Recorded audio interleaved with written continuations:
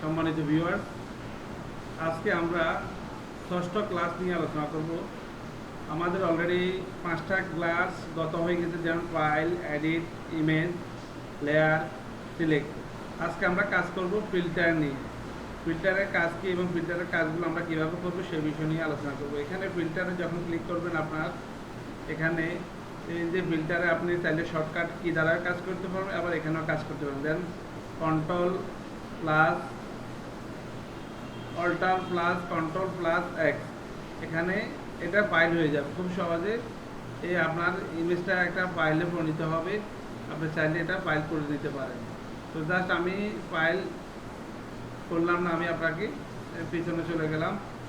এখন আমি আবার ফিল্টারে গেলাম। ফিল্টারে এরকম বিভিন্ন অপশন আছে, যেমন আপনার প্যাটার্ন মার্কা আছে, এরপর আবার এই যে বিভিন্ন আপনার দেখা যায় এই ফাংশনগুলো আসছে, স্টেপলি আপনাকে দেখবেন সবগুলো, যখন যেটার কাজ সেটা আপনি কাজ করতে পারবেন। এই যে আমি এখন জাস্ট আপনাদেরকে যেমন ফর ভিডিও, এখানে একটাতে ঢুকলাম, ঢোকার পরে দেখলাম এখানে বিভিন্ন ফাংশনালি কাজ আছে। কাজ করতে করতে আপনি এক্সপার্ট হবেন, এটা নিয়ে টেনশন করার দরকার নাই। এবং আপনার যে কাজগুলো করবেন তখন আপনাকে কাজ করতে করতে আপনি অনেকগুলো শিখে যাবেন।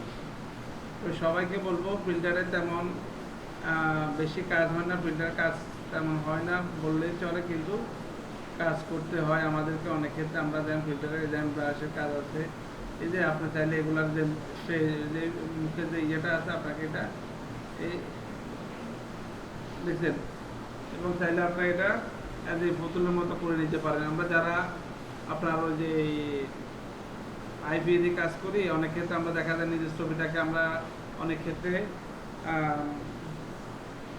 ছবিটাকে বিভিন্ন কাঠামোয় রূপান্তর করি বা বিভিন্ন ইয়েতে কাজ করি, তখন আমরা প্রিন্টারে এই কাজগুলো আমরা এখান থেকে করতে পারবো।